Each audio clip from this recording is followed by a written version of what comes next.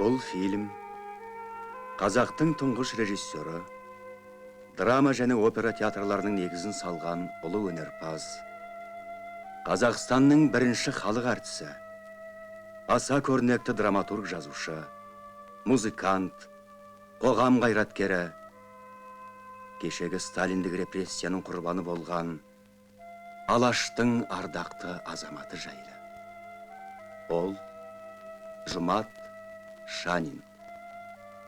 Жұмат Шанин мұрасы түгел сақталмаса да, оның жан-жақты қызметінің ізі әлі сайрап жатыр. Ол негізін қалаған қазақтың драма, опера театрлары бүгінде өрге шығып отыр. Ол баулыған әртістер бүгінде өнер ауылының ақсақалдары. Ол қойған спектакльдер әлі де сахнада. Ол айтқан сан пікірлер, режиссерлік ойлар өшкен жоқ. Оның пьесалары әлі де ел игілігіне қызмет етуде.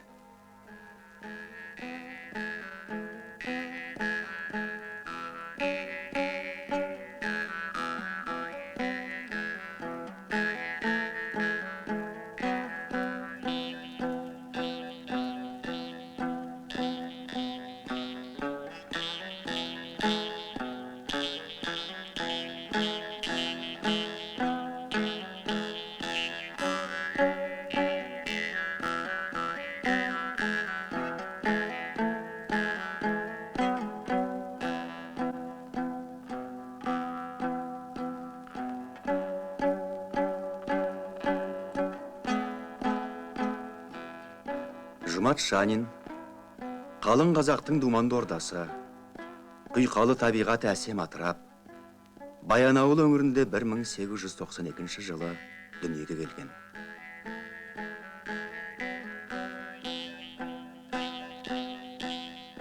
Қоралай біткен Желтау деген таудың бауырындағы Қаратал қыстауында кіндік қанын тамып, ит жейдені сонда тоздырған.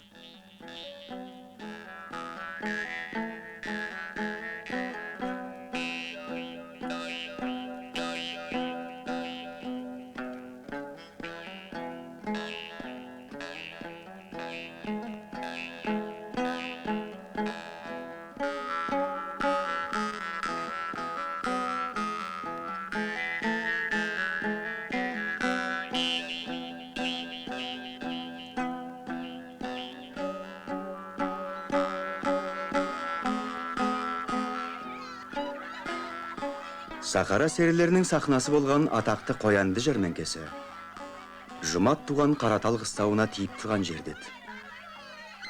Небәрі бірақ төбеден асса болғаны. Тіпті жәрмеңкеде салынған әндер тынық күндері ауыл тұрғындарына анық естіліп жататын.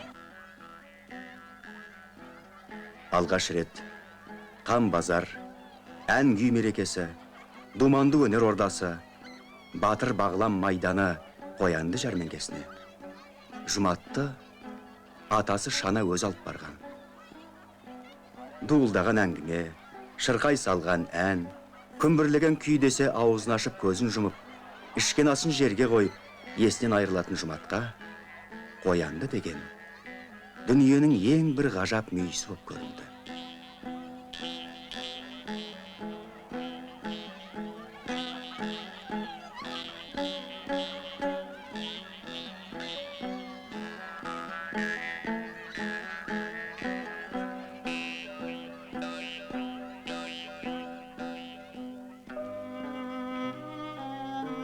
Бір 1913 жылдың күзінде Жұмат ежелгі мақсаты білім алу ниетін іске асырмай қоймен Омбы қаласына келеді. Қат-қабат қиыншылығы мол үлкен қалада жатақ ауылының жігіті Жұмат көп сандалып, әуре сарсаңға түсіп, ақыры бір зауытқа жұмыскер боп орналасады. Рахат аз, бейнеті мол еңбекке көндігіп, жұмысшылар арасына үйреніп, алды-артын шола бастайды. Білімсіз, мамандықсыз алысқа бармайтын жақсы түсінген талапты жас. Тапқан таянғанын шаша бермей, орыс мұғаліміне алған ақшасының 3/1 беріп, қолы босағанда сабақ алады. Орыс тілін, арифметиканы, басқа пәндерді үйренеді. Омбы қаласында қазақтың талай үміткер жастары әртүрлі оқу орындарында білім алған. Сәкен Сейфуллин, Нығмет Нұрмақовтар Омбы семинариясында оқыған. Бұлар мен Жұмат өте жақын жүрген. араласып тұрған.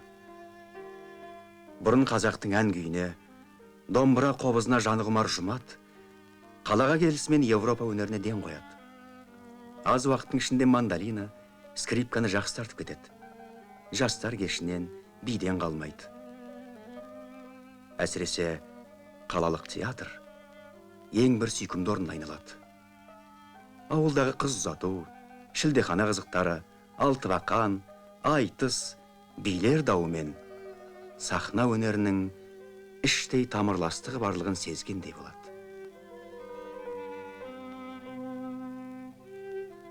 Бірінші дүниежүзілік соғыстың ауыр азабын тартып, майдан шебіндегі қара жұмыстан аман-есен елге оралған Жұмат, Семей, Зайсан, Кереку қалаларында саяси әлеуметтік, қоғамдық қызметтерге белсене араласады.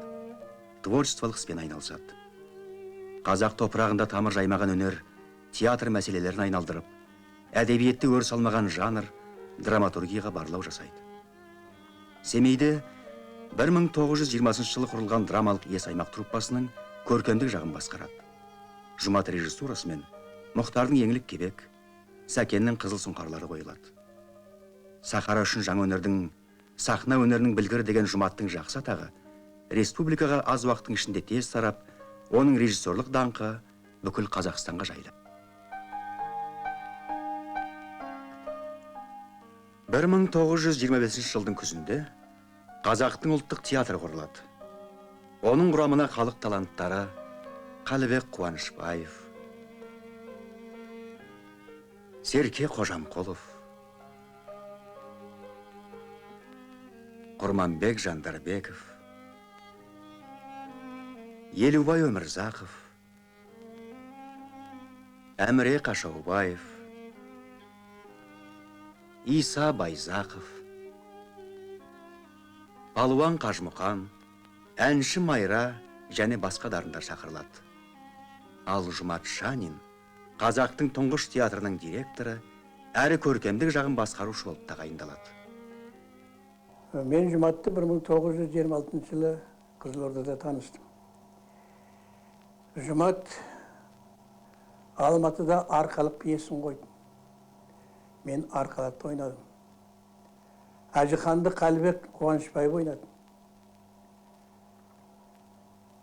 Қияқ, тұяқ деген батырлар болды. Оны Әбікен Хасенов, Мұхаммедияр, Әбен Мұхаммедияров, қатар тұрған қос батыр, жеке тұрған жас батыр, ажалдан 40 күн, 40 жыл бұрын өлетін, өлі күрезе болсыңдар, еріңдер маған деп, қанның алдында арқалықтың сөйлеген сөзі барады. Сонда жеке тұрған жас батыры Құрманбек Жандарбеков болсын. Елубай Өмірзақов,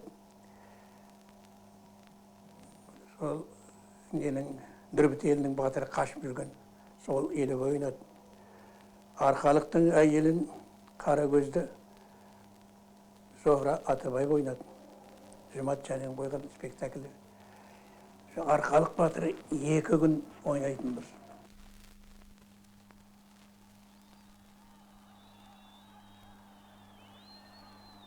Абай бабамның аруағы қолдай көр. Бар олатын жерің осы жермет. Дивана, жақ саладан не көрден екен? Маған қалақ салат деңіз. Жақ саладан жарғамшылап жатыр.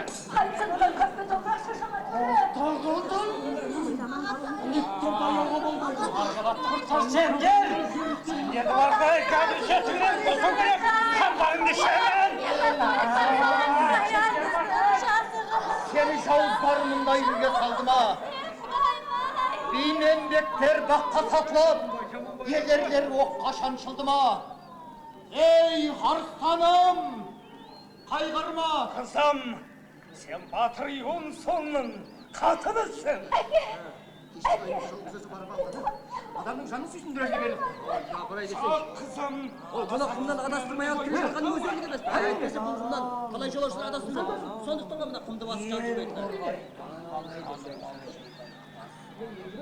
Kanatımda kıyağım tamam.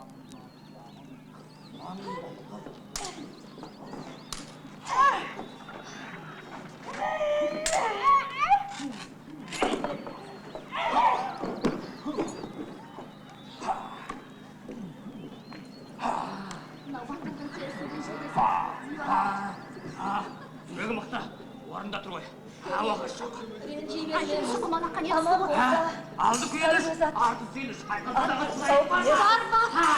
Buna baktık bir şey desin. O da Sarıgöz Aktay attılar. Doktor katım. İttirden yolga olmaydı. Бұл режиссерлық еңбегіменен қоса қазақ әдебиетінің тарихында орасан зор із қалдырған айтулы драматург Арқалық батыр трагедиясын жазды. Шахта, Үш қожа, Айдарбек, Торсықбай секілді комедиялар тудырды. Сол секілді өнер тарихын зерттейтін көптеген мақалалар, зерттеулер жазды.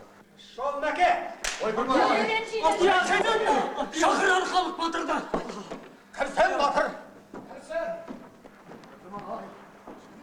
Алдияр тақсыр. Батырым жоғары кел.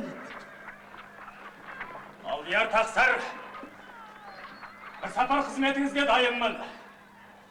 Менің жолым қатты, қолым қанды болушы еді. Жаныма жолдастыққа жұбай баланы.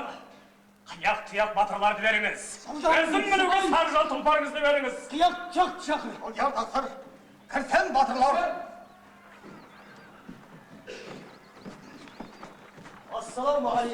Ағаларым, сендерді мына Арқалық батырға қосып отырмын.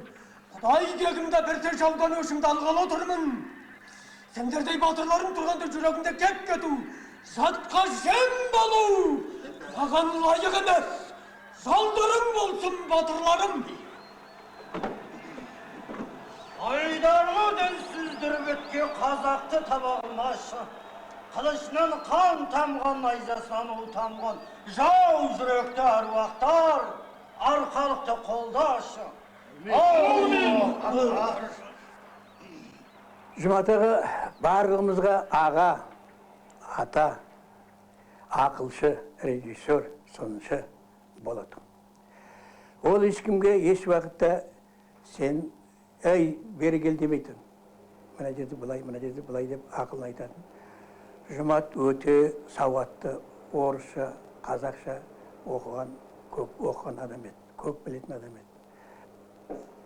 Қазақ өнерінде ең алғашқы топ артистердің ішінде үлкеніміз Әміре Қашаубаев пен Қазкен Бейіс болатын. Сонан кейін Жұмат аға болды. Басқамыздың бәрі кіші болдық та, Жұматты Жұмат аға деп атамадық, Мәт аға деуші еді. Мәт аға айтты, Мәт ағаға барам, Мәт аға қазір келеді деп, солай біріміз солай ылғи сөйлеуші едік. Жүр, Мәт ағаның үйіне барайық деп сөйтіп тұратынбыз. Сондай кішіпейілді адам еді. Бір ғана шарт. Бүгінгі театрдың басына кез келген кісіні қоймай, бір жағынан әртіс боларлық ыңғайы бар, екінші жағынан пьеса шығарып жүрген жазушыны қою керек. Бізде осы міндет атқаруға жарайтын Жұмат сияқты бірен-саран кісілер бар. Мұхтар Әуезов, 1926 жыл. Бірінші рет Жұмат ағайменен жұмыс істестім. Өзі бала сықылданған, елпілдеген, шашы өмір бойы жалбарап жүретұғын, ұзын болатын өзінің шашы. Күліп жүретұғын, о кісінің қабақ түйіп жүргенін. Сонда әрбір қолыңды қалай сөйлеу керек. Енді біздер жастар ештеңе білмейміз. Сондай жақсы актермен жұмыс істеседі екен. Сон жаңа Жұмат ағайдың ғажаптығы, осы қарап отырамын, кей уақытта ойлаймын, Жұмат ағайдың мінезі ешкімде жоқ екен. Жекеше біткен мінез екен.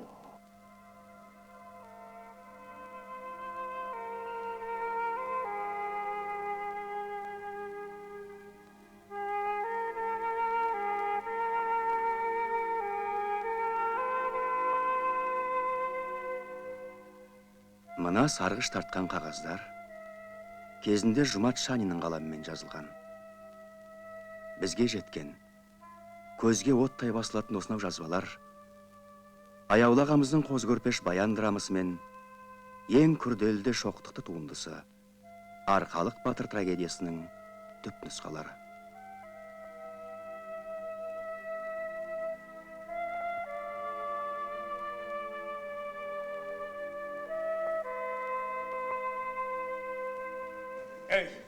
Неге келдің, тақсыр? Қызыңызды қатындыққа бересіз бе жоқ па? Беремін, бірақ шартпен берем. Арқалықты өлтіріп, қазақ елін шауып келсең, қызымды сонда берем. Қызым, сен мына Батыр Йонсонның қателісің. Әке, мен бұған Дей алмаймын. Дей алмаймын. Ақ қызым, баласы әкесінің әмірінен бой тарта алмайды.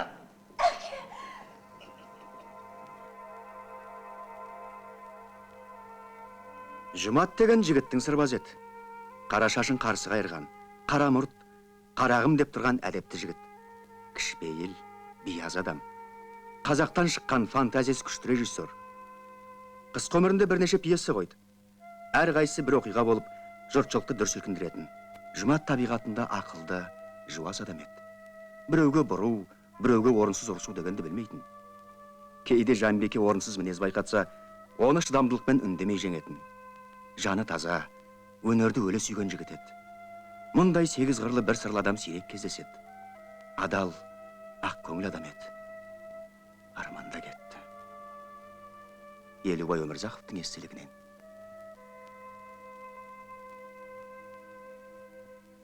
Қазірде ұлт труппасының басында Жұмат сияқты театр жұмысын шын сүйетін, қалам өнеріне де шебер, қажырлы азаматымыз отыр.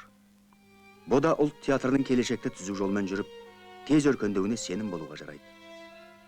Қаныш Сәтбаев, 1927 жыл. Елді қорғайды. Ел ханды қорғайды. Елгім, елді қорғаған. Елгім, ханды қорғаған. Ел билеген қаның құрсын. Хан сыйлаған елің құрсын.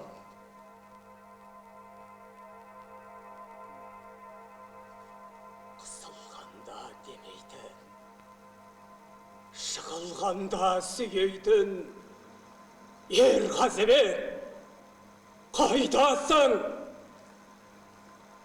Жақында жүрсем тістейтін, алыста жүрсем іздейтін, ер Жәнібек, қайдасың? Қаһарына жан шықпас, қамалына ер тұрмас, ер Қабанбай, қайдасың? Ей қозым, сені жауыздар мұндай күйге салды ма? Ей ел жегіш жауыздар, қазақ еріңнің қайратын, еліңнің намысын арамзаның саудасына салдың ба? Ей арыстаным, қайғырма.